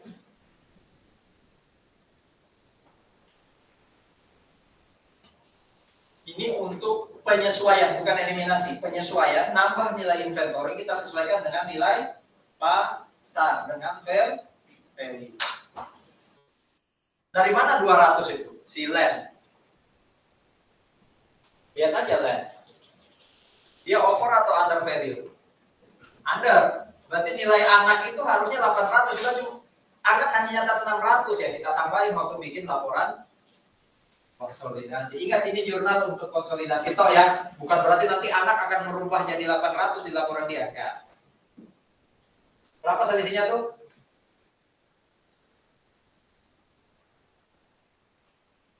Building. Building. Building itu di pasar 5.000 loh. Berarti kalau mau dikonsolidasi harus pakai 5.000. Dia cuma nyatat 4.000 berarti ini berapa?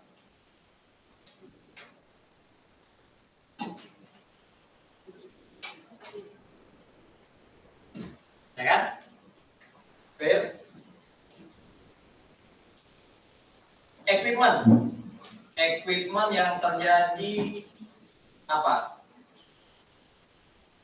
Kalau yang tadi under, berarti kita over. Kalau over, berarti dia harus pakai 1.700. 2.000-nya kegedean. Equipment itu saldo normal debit atau kredit? Berarti kalau mau disesuaikan taruh di berapa? Tuh, 300.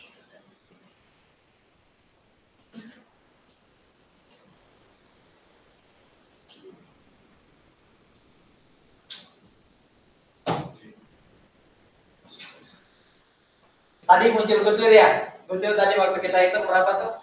4333. Ingat, goodwill waktu mau bikin laporan konsolidasi dia dimunculkan di sini. 433.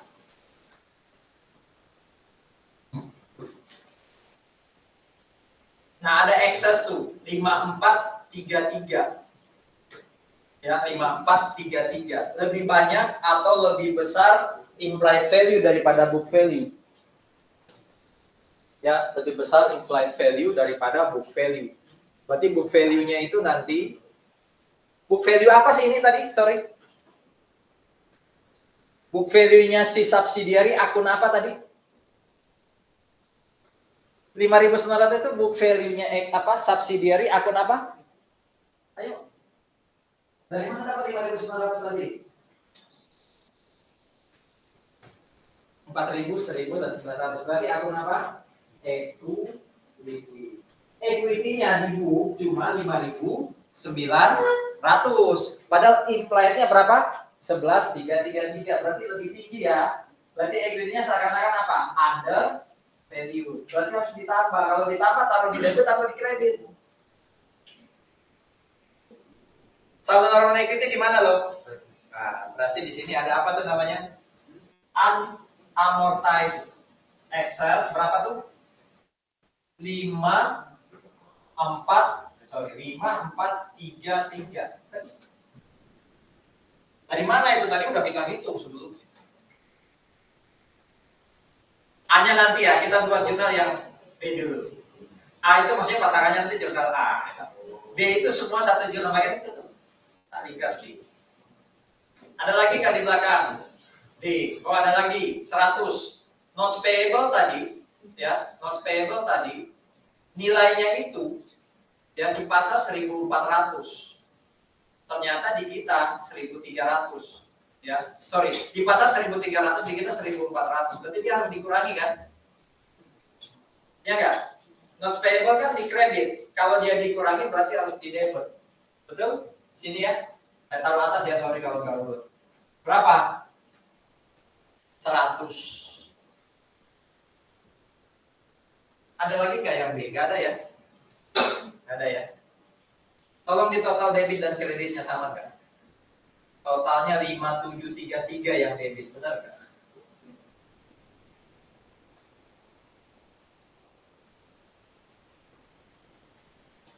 Balance nggak?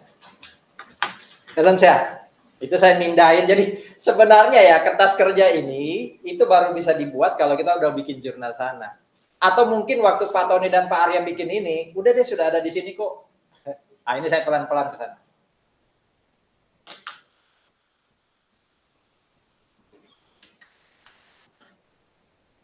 Nah, untuk yang B.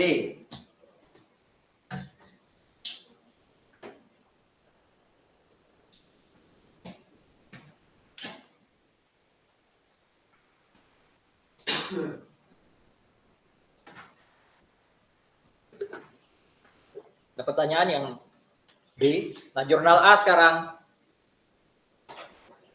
Tadi katanya ini inventory tuh ya. Tadi katanya investment in subsidiary dihapus ya. Tuh. Taruh di jurnal eliminasi untuk investment, taruh di debit apa kredit? Oh, itu pertama kali tadi. Kredit, kan dia aset. Berapa investmentnya? 10.200.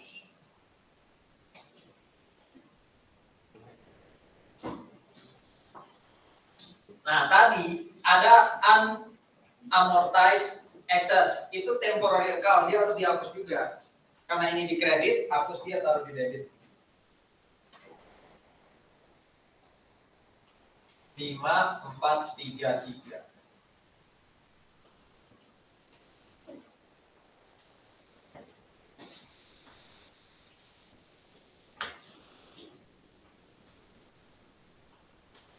Masih ingat tadi punyanya subsidiary, common stock, return earning juga harus ikut dihapus ya?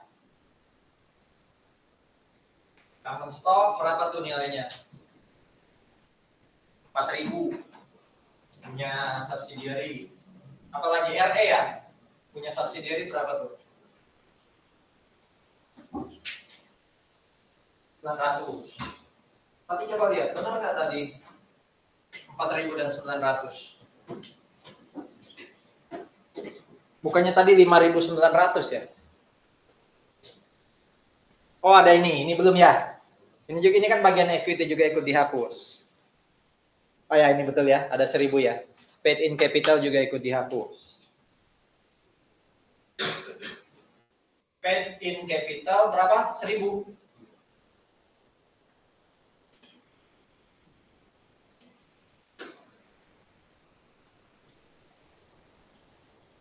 Terus tadi kita sampai ngitung NCI nggak sih? Di sini nggak hitung ya. Di sini nggak ada NCI kita hitungnya. Gimana ngitung NCI tadi? Oh ini. Ada ya? Di sini nggak ada, kita hitung di papan. Berapa NCI? 1133. Tuh. NCI-nya harus dimunculkan. Tadi saldo normal NCI di mana? Saldo normal NCI ada di mana? Kredit ya. Berapa tuh? 133. Apalagi jurnal lain? Nggak balance. Oh ini 3 ya, sorry saya bikin 5. Betul, 5433 ya? Oke, kalau di total sama nggak? 11.333 nih debit. Sama ya? 9 tambah 1, 10. 900, 1.900, 5.900, 10.900, 11.33 ya? Sama ya? Udah? Jadi Anda sebenarnya di kertas kerja, tapi saya pisahin ke jurnal. Dari mana dapat angka-angka itu pelan-pelan saya sudah kasih tahu terus. So, silakan. Kasus ini udah sangat-sangat kompleks ya. Ada excess, ada NCI, ada yang belum kita buat nanti. Periodic charge, ya kan? Karena sudah ada selisih fair value dan book value, harus kita buat jurnal periodic charge-nya. Tapi tunggulah, kita memahami ini dulu deh sebelum masuk ke periodic charge.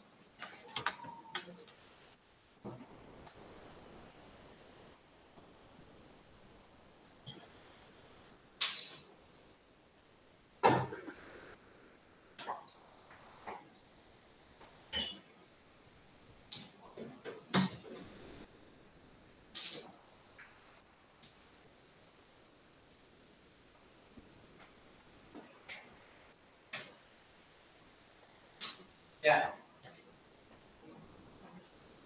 Net income-nya subsidiary, ya. Net income-nya subsidiary 2012, ini kan 2011. Net income-nya subsidiary 2012 tahun berikutnya itu 800.000. Dividen yang dibayar subsidiary itu 300.000. Ya.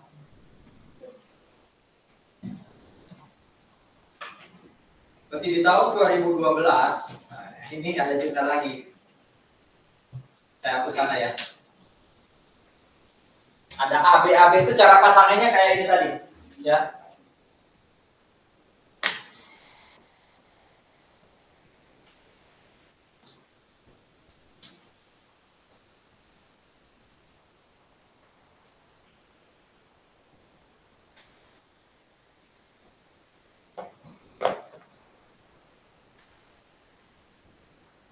Net income 800 dividen 300. Itu kira-kira kelihatan di mana? Sebentar. Bentar ya. Income dan dividen.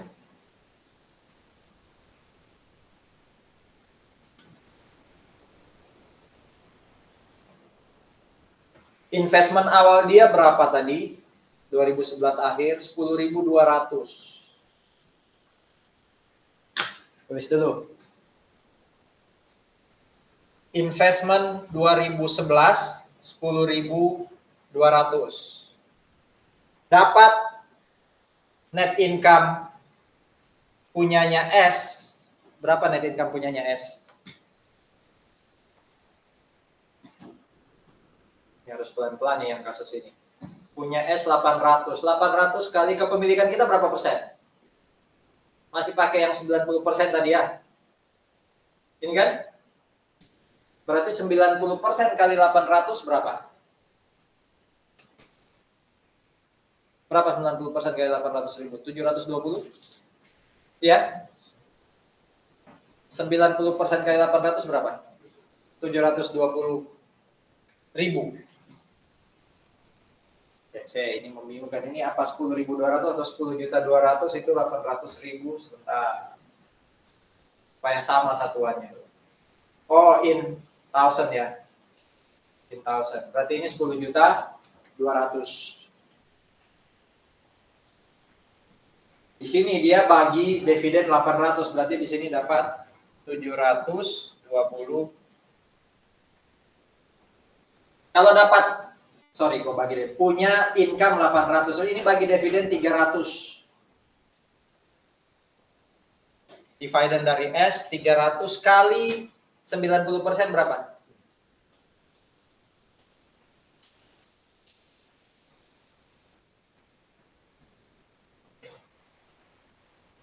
Berapa? 300 kali 90%. Ini kurangi ya, kurangi investasi kan berapa?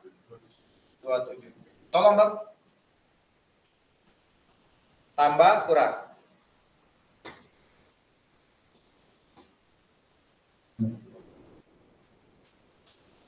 Berapa?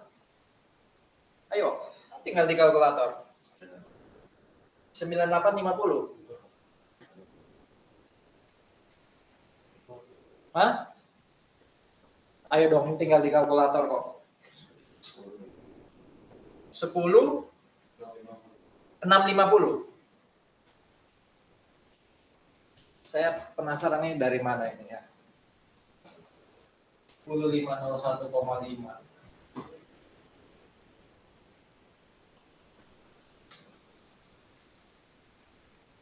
Nah ini, coba. Dapat dari mana? 10.501. Artinya kan 10.650. Betul ya, 10.650 ini ya. 10.900 kurang iya 10.650 itu 10.501 dari mana? Sebentar, apakah ada di sini? Sabar ya.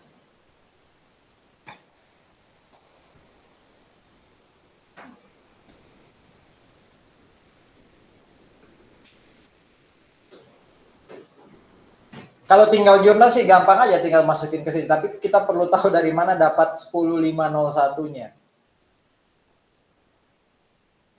Ini investasinya tadi 10.200 per 2011. Selama 2012 akhirnya 10.501.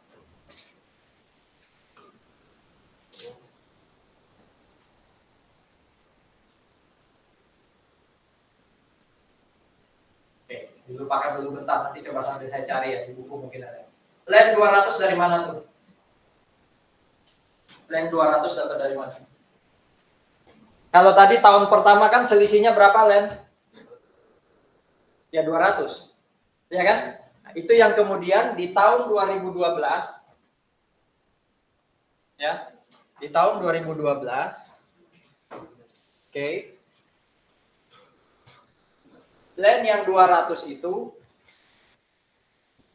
tetap apa? Tetap diakui kayak jurnal ini. Ya kan? Di sini dikatakan undervalued land yang dari 2011 itu masih dipegang. Berarti belum dilepas. Berarti landnya tetap di jurnal B ya. Tetap di debit berapa tadi? 200. Sama kayak tahun 2011. Jadi yang sana biar lebih jelas ini jurnal 2011.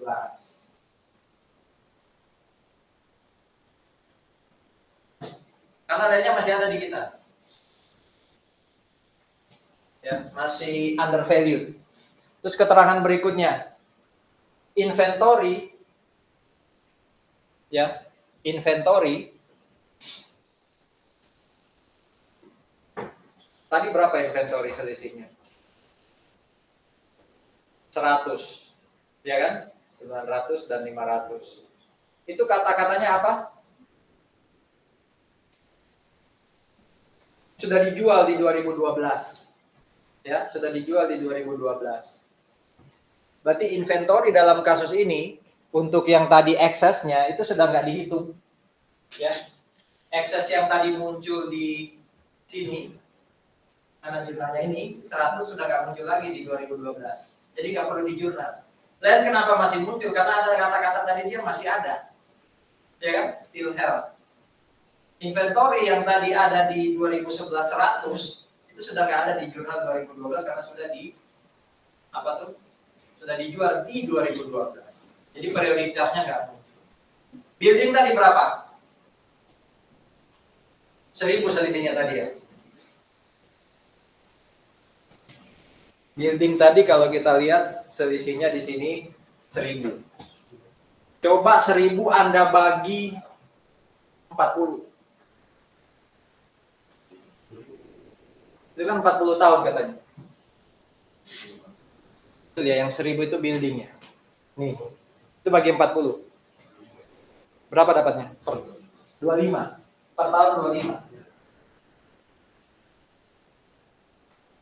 Berarti yang masih ada di kita adalah 975. Ya kan? Kalau tadi kita mendebit building 1000, sudah disusutkan 25 tahun 2011. Ya, berarti kan di kita masih ada selisih 975.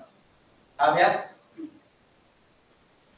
Berarti yang undervalued inventory nggak ada di jurnal kita, terjawab. Undervalued land masih dipegang makanya di jurnal. Undervalued building yang tadi 1000 sekarang tinggal 975, itu yang kita. Jadi jurnalnya sama kayak ini, cuma nilainya jadi berubah, tadi 1000 sekarang tinggal 975. Ya, karena sudah dibagi dengan atau sudah disusutkan 1 tahun. Apalagi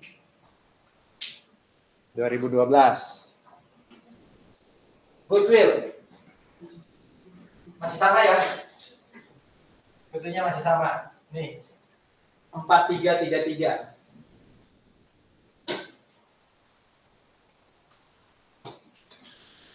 Goodwill itu akan hilang kalau S-nya kita jual, kita lepas, kan masih ada di kita.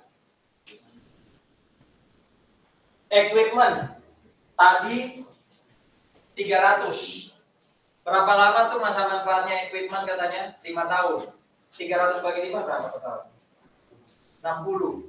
Berarti harusnya sisa di kita berapa? 240. Jadi tetap dibuat jurnal ada equipment, cuma dia tinggal 240.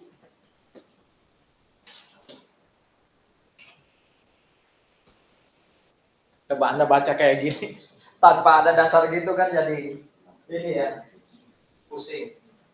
Apalagi jurnal B yang belum saya pindahin ke sana. 200 sudah, 975 sudah, 4333 sudah, 240 sudah. Ya. Ini yang belum ketemu ya. Nanti coba saya cari. Ya. Dasarnya jurnal ini itu sebenarnya karena ketemu angka ini, nah ini kalau saya hitung pakai ini kok nggak pas. Ya, sabar ya. Goodwill tadi sudah muncul. Terus apalagi yang B? Itu toh ya yang B. Apalagi yang B yang jurnal yang belum muncul? Oh, yang itu tadi investment ya. Investment berapa? 10 501. Itu A. Unamortized ya, ada unamortized, sorry. Ada unamortized excess 5268.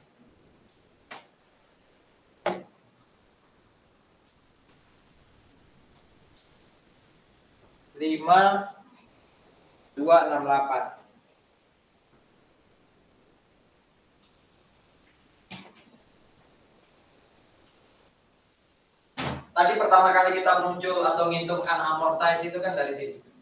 5433 ya. 5433. Sekarang nilainya itu sudah tadi berkurang, equipment berkurang berapa tadi? Harus dihitung satu-satu. 60. Dulu. 60 equipment.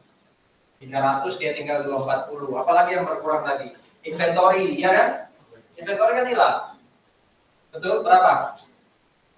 100. Ya, apalagi yang hilang? Land tetap 200 kan? dan tetap 200. Inventory tadi hilang 100. Terus building awalnya 1000, di sini tinggal 975. Berarti berapa tuh? 25. Nah, pelan-pelan yang ini dulu. Land tetap ya, inventory udah hilang. Building, equipment tadi sudah ya 60. Non payable. Non payable tadi 100. Ada keterangan nggak di depan non payable? Mana? Iya, detail. Berarti hapus lagi ya. Non payable berapa? 100. Ya, 100. Oke.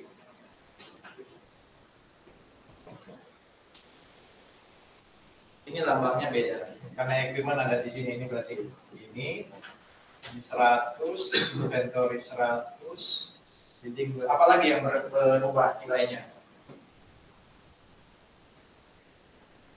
Yang sudah beda jurnal 2011 dan 2012. Cost paper sudah, inventory sudah hapus, land sudah, building sudah, equipment. Equipment ya? Land dulu. Land tetap, nggak ngaruh. Equipment yang ini, apa lagi? Udah semua. Coba itu di total 225 kurangi 60. Berarti 5433 kurangi 243 kurangi 60. Atau ini di summarize dulu, ini berapa hasilnya? 225 kurang 60 dapat berapa? 165. 5433 kurangi ini ketemu nggak tadi? Berapa? 5268. Benar nggak? Benar. Yakin? Itu ya, ketemu ini 5268. Kalau hanya lihat ini ya, itu ketemu ini karena dia dikredit, di sini dia didebit di jurnal A. Jurnal A berarti unamortized 5268. Oke. Investment, ini yang masih jadi pertanyaan saya, nanti saya cari, itu berapa? 10501. Dia dikredit. Apalagi yang butuh muncul, common stock sama paid in capital tadi, sama kayak ini ya. 4.000 dan 1.000 ya. 4.000 dan 1.000.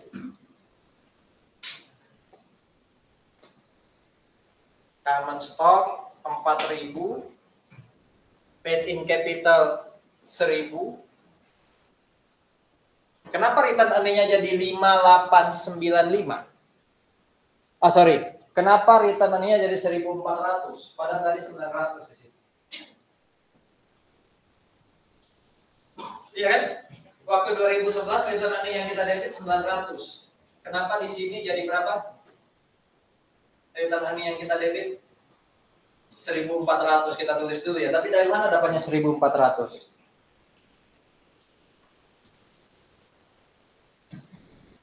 Return earning awal 900, lalu dia dapat laba, ya, dia dapat laba 800.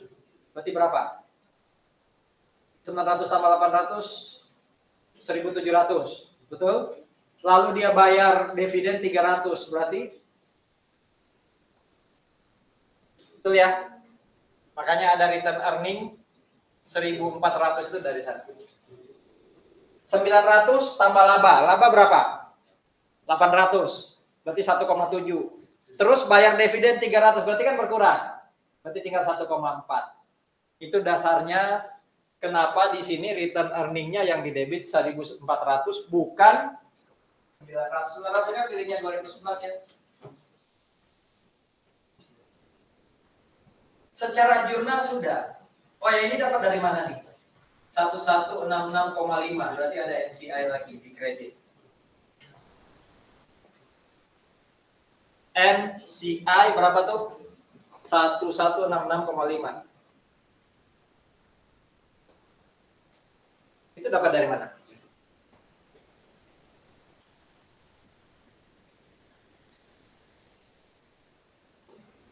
Ini kurang ini? Sama nggak?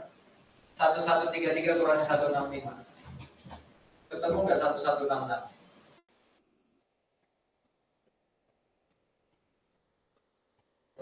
Nggak ketemu ya? Karena investment, kenapa? Bentar ya, supaya kita dipuaskan. Tapi secara jurnal, ini sudah saya pisah. Ini jurnal A sesuai posisinya A di situ. Ini RE ya. Ini jurnal B sesuai posisi B di situ. Ada yang kurang lagi nggak jurnal B?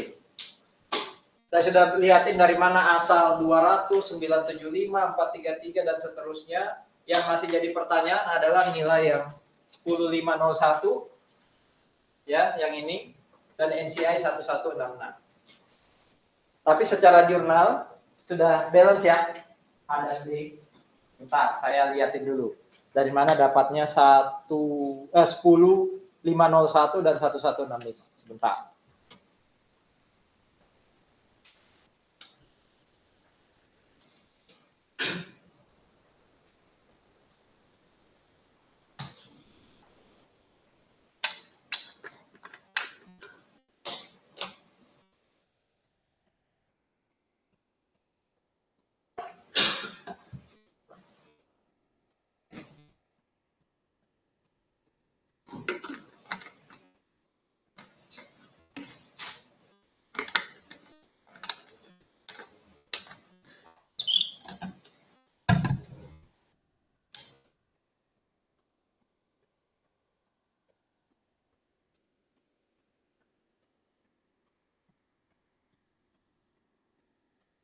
Chapter 3.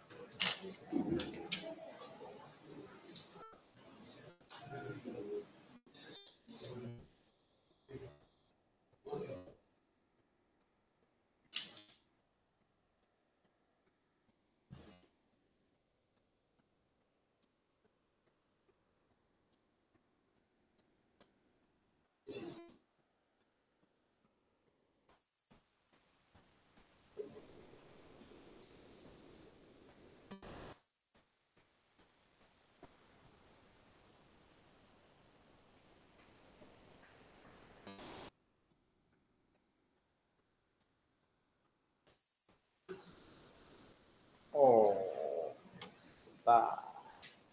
Pumps investment in Sun accounts tadi 10.200.000, betul.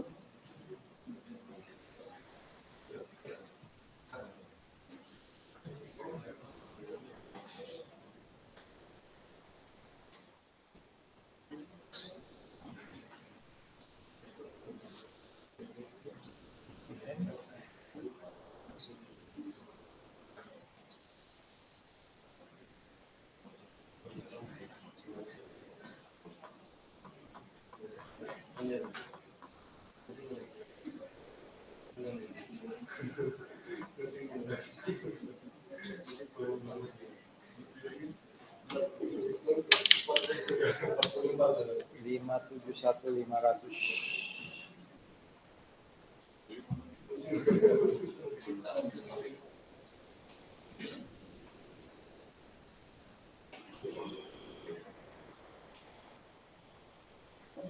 (571.500) dibagi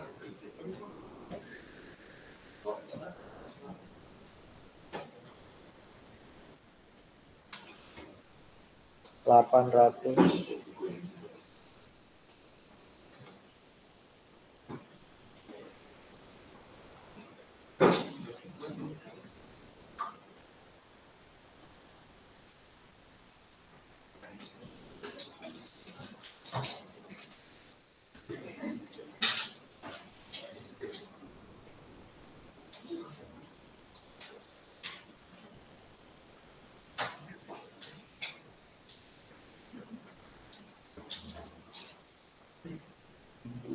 Ma 23 kurangi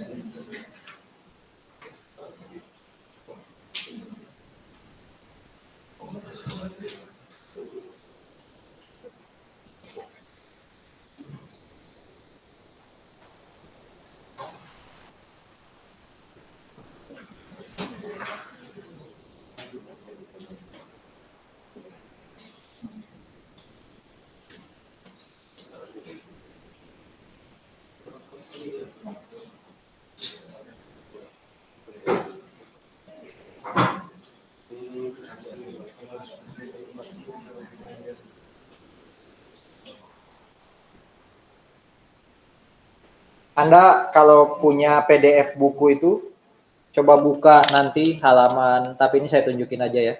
Coba buka nanti halaman 98. Ya. Jadi bedanya itu di angka ini nih. Angka ini itu terganti dengan angka 571. Yuk, lihat dari mana dapatnya. Kita kan nyata tadi, atau saya nyata tadi 720. Ya.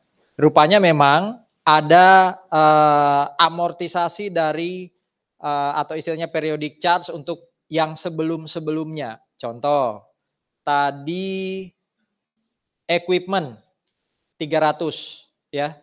Equipmentnya 300. 300 itu masa manfaat kalau lihat di soal kan 5 tahun. Ya. Manfaatnya 5 tahun. 300 bagi 5 berarti 60, ya kan?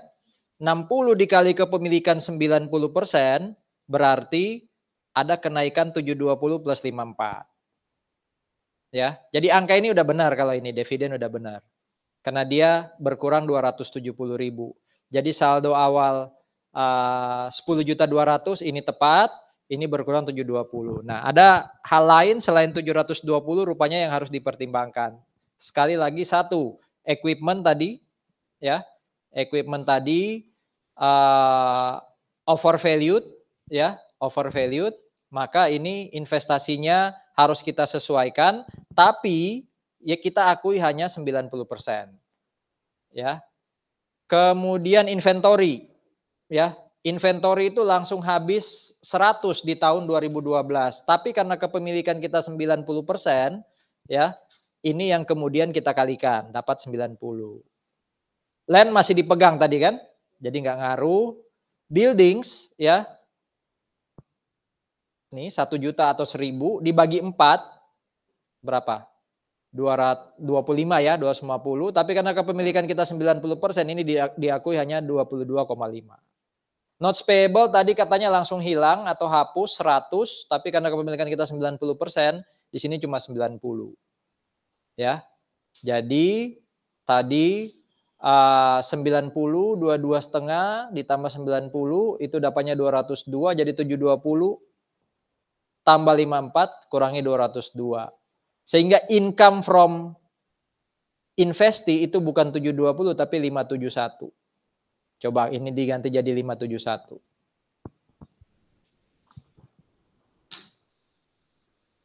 Jadi yang apa? excess charge tadi itu akan ngaruh ke angka income from investment. Bukan hanya net income di sini, tapi ada income from investment.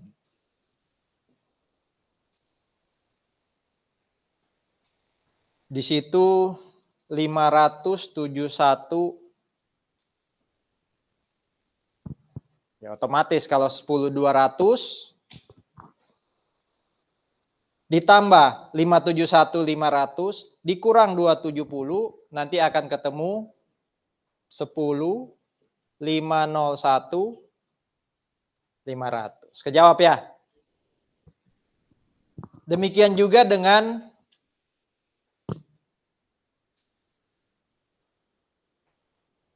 non-controlling interest. Ya, demikian juga dengan non-controlling interest. Non-controlling interest tadi awal 1133. Oke. Nah, karena kita non-controlling itu kan milik orang lain ya. Berarti orang lain itu berhak atas net income-nya si siapa? Si subsidiary tapi 10% tok. Ya kan? Masuk akal ya? Berarti non-controlling interest tahun depan yang awalnya 1133 bertambah 80, yaitu 10% dari net income-nya si subsidiary. Terus berkurang 10% untuk dividen. Ya. Berkurang 10% untuk dividen. Dividennya 300 tadi. Karena dia 10% berarti berkurang 30. Nah, 16,5 yang tadi dihitung itu dari sini nih. 165 dikali 10%, 16,5 di sana. Makanya ketemu NCI yang saya jurnal atau kita jurnal di sini itu dari angka ini.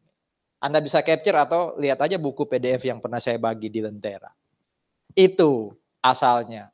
Sehingga kita bisa bikin jurnal yang kayak Anda lihat di papan atau tadi yang ada di slide seperti ini. Ya. Semua asal angka sudah dibuka. Ada pertanyaan? Nanti kondisi terakhirnya ya kayak gini di konsolidasi ya.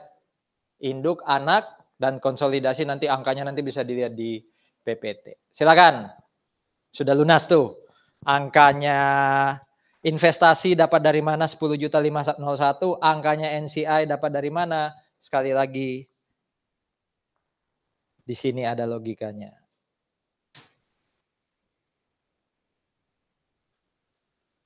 Jadi sudah clear di halaman 98 itu sudah clear gimana menghitung saldo akhir investasi dan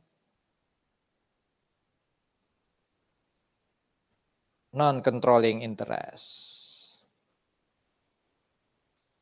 Itu ya. Non-controllingnya ada di bawah, NCI.